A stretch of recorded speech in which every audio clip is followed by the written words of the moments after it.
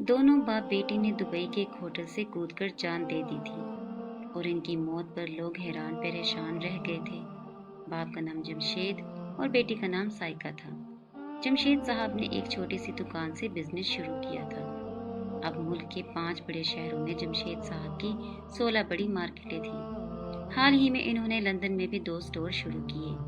جمشید صاحب کی کوئی ادا اللہ کو پسند تھی جو اللہ ان کو نوازتا ہی جا رہا تھا، مگر جمشید صاحب میں ایک خامی تھی کہ وہ غریب لوگوں کو اچھا نہیں سمجھتے تھے، بلکہ غرور انداز میں کہتے تھے کہ یہ غریب لوگ گناہ گار ہیں، اس لیے اللہ نے ان کو مفلس رکھا ہے، یہ مفلس ان کے گناہوں کی سزا ہے۔ جمشید صاحب کی شادی اپنی خالہ زاد جبین سے ہوئی۔ جبین والدین کی اکلوتی اولاد تھی اور فقط 1 سال کی بمشکل تھی جب یتیم ہو گئی تھی۔ جبین کی ماں نے اپنی بڑی بہن یعنی جمشید کی ماں اور دوسرے لوگوں کی طرف سے ملنے والے صدقہ خیرات کے پیسوں سے جبین کی پرورش کی تھی۔ جبین کی ماں کو ٹی بی ہو گئی تھی۔ پیسہ نہ ہونے کی وجہ سے انہوں نے اپنا علاج نہیں کروایا اور خون تھوکتے ہوئے انتہائی تکلیف دہ حالت میں مر گئی تھی، مگر مرنے سے پہلے ہاتھ جوڑ کر اپنی چھوٹی بہن کو کہا تھا، میری بیٹی کو اپنی بہو بنانا، اور ان کی بہن نے ان کی بات مان لی تھی۔ یوں جیسے تیسے جبین کی شادی جمشید صاحب سے ہو گئی تھی اور جمشید صاحب نے جبین کو ملازمت سے زیادہ کی حیثیت نہ دی تھی، مگر چونکہ جبین کے پاس واپسی کی کوئی راہ نہ تھی، لہٰذا جبین نے صبر شکر کر کے جمشید صاحب کے ساتھ گزارا کر لیا۔ وقت گزرتا رہا، جمشید کے گھر بیٹی پیدا ہوئی، والدین ایک ایک کر کے گزر گئے اور جمشید صاحب کی مارکیٹیں ملک اور بیرون ملک بھی چلنے لگی۔ جمشید صاحب کے کسی حاسد دوست نے انہیں مشورہ دیا کہ بزنس اتنا کیوں بڑھا رہے ہو، دینا تو پھر بھی کسی اور کے گھر میں ہی ہے نا، اس لیے اب محنت چھوڑو، زندگی انجوائے کرو یا پھر دوسری شادی کر کے اپنا وارث پیدا کرو۔ جمشید صاحب ایک اچھے بزنس مین ہوتے ہوئے بھی اپنے منافق دوست کو نہ پہچان سکے اور اس بات پر عمل کرنے کا سوچنے لگے۔ دوسری طرف جمشید صاحب کی بیٹی سائقہ بھی 17 سال کی ہو چکی تھی۔ جمشید صاحب نے اپنی بیٹی ہی کی ہم عمر زویا نامی ایک لڑکی کو پیے رکھ لیا۔ زویا ایک شادی لڑکی تھی، اس نے جلد ہی جمشید صاحب کو شیشے میں اتارا اور لندن میں موجود مارکیٹس کی مینیجنگ ڈائریکٹر بن گئی۔ زویا نے وہاں کے ورکرز پر اپنا اثر و رسوخ بڑھا لیا۔ دوسری طرف جمشید صاحب نے زویا کو شادی کی پیشکش کر دی، جو کہ زویا نے 2 شرائط کے ساتھ قبول کر لی۔ ایک لندن والا بزنس زویا کے نام کیا جائے، دوسرا پہلی بیوی سے اجازت لی جائے۔ جمشید صاحب نے پلک جھپکتے ہی لندن والا بزنس زویا کے نام کر دیا، مگر جب گھر دوسری شادی کی بات کی تو ان کی بیوی جبین نے کوئی جواب نہ دیا، مگر سائقہ نے انتہائی سخت جواب دیا اور کہا کہ آپ یا دوسری بیوی کو رکھیں گے یا ہمیں، اور سائقہ کی بات سن کر جمشید صاحب نے سائقہ کی ماں جبین کو طلاق دے دی اور سائقہ کو بھی گھر سے باہر کے ساتھ نکال دیا۔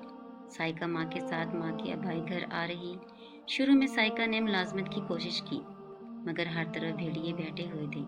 ہفتے 2 ہفتے بعد ہر کوئی جسم کی ڈیمانڈ کر دیتا، لہٰذا سائقہ نے وہ سب چھوڑ کر اکیڈمی پڑھانا شروع کر دی۔ ادھر پہلی بیوی سے طلاق ہونے کے بعد زویا نے پاکستان والے کاروبار میں سے بھی آدھا اپنے نام کروانے کے بعد جمشید صاحب سے نکاح کر لی اور نکاح کے بعد باقی کا آدھا کاروبار بھی اپنے نام کروا لیا۔ اب زویا ہر چیز کی مالک و مختار بن گئی، تو اس نے جمشید صاحب سے طلاق لے کر لندن میں اپنے ایک دوست سے شادی کر لی اور جمشید صاحب نے بینک میں موجود رقم سے شراب اور جسم خرید کر غلط کرنا شروع کر دیا۔ جبین کی ماں اس عمر طلاق کا داغ ماتھے پر لگنے، گھر میں فاقوں کی نوبت اور جوان بیٹی دہلیز پر بیٹھی ہونے کا سوچ سوچ کر دماغی کینسر کا شکار ہو گئی۔ سائقہ جو مشکل سے گھر میں 1-2 وقت کا کھانا پورا کر رہی تھی، اس کے لیے ماں کی بیماری کا علاج کسی طور پر ممکن نہ تھا۔ اس نے ہر جگہ سے مدد مانگی، مگر کوئی مناسب حل نہ ملا۔ آخر ایک دلال نے سائقہ کے جسم کے عوض اس کی ماں کے علاج کی حامی بھر لی، مگر سائقہ نے انکار کر دیا۔ سائقہ کے انکار کے بعد دلال نے سائقہ کو کہا، تم لوٹ کر میرے پاس آؤ گی، مگر شاید میں تب تمہیں اتنی قیمت ادا نہ کروں۔ سائقہ دلال کی بات سن کر چپ کر کے چلی گئی۔ ادھر سائقہ کی ماں کی تکلیف حد سے بڑھ گئی، ساری رات درد سے چلاتی۔ سائقہ کی ماں کی تکلیف سائقہ سے برداشت نہ ہوئی۔ سائقہ نے دلال کی بات مان لی، مگر اب دلال نے سائقہ کو دبئی کے ایک ہوٹل میں بھیجنے کا کہا اور کہا کہ سائقہ کی ماں کا علاج بہترین ہوگا۔ سائقہ نے اپنے سامنے ماں کو بہترین ہسپتال کے پرائیویٹ روم داخل کروایا اور خود دلال کی بات مان کر دبئی کے ایک ہوٹل میں چلی گئی۔ دوسری طرف سائقہ کا باپ جمشید بھی اپنے دوست کے ساتھ دبئی میں عیاشی کرنے آیا ہوا تھا۔ جمشید کو اس کے دوست نے بتایا کہ فلاں ہوٹل میں ایک بہت خوبصورت پاکستان کی لڑکی آئی ہے۔ جمشید نے منہ بولی قیمت ادا کر کے لڑکی کو ایک رات کے لیے بک کر لیا اور جب مقررہ وقت پر اپنے دوست کے ساتھ ہوٹل کے کمرے میں پہنچا تو سامنے اپنی بیٹی کو دیکھ کر حیران رہ گیا۔ دوسری طرف سائقہ نے بھی جب اپنے جسم کا پہلا ہی خریدار اپنے باپ کے روپ میں دیکھا تو سائقہ نے بھی زندگی کی مزید ستم سہنے سے انکار کر دیا۔ یوں دونوں باپ بیٹی نے اسی ہوٹل سے کود کر جان دے دی۔ یاد رکھو، بنا سوچے سمجھے کبھی بھی کسی کے مشورے پر عمل نہ کرو۔ گناہگار کون؟ فیصلہ آپ کا۔